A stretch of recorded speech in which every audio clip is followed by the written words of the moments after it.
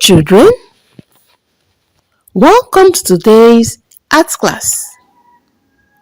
In today's class, we want to talk about amazing nature animals. In today's class, we want to talk about amazing nature animals. And our topic is colors of animals for kids.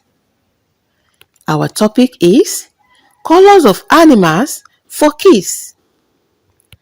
Number 1, blue. Number 1, blue. A blue parrot. A blue fish.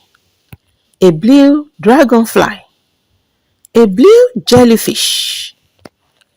Number 2, yellow. Number 2, yellow. A yellow duckling. A yellow fish. A yellow butterfly. A yellow chick. Number 3, red. What animal can be red? A red flamingo. A red ladybug. A red jellyfish. A red parrot. Number 4, white. Number 4, white. Let's look at white animals. A white wolf. A white cat. A white hole. A white hole. A white dog. Number 5, gray. Number 5, gray. A gray monkey. A gray koala. A gray lemur. A gray kangaroo. Number 6, green. A snake can be green. A green grasshopper. A green frog. A green iguana.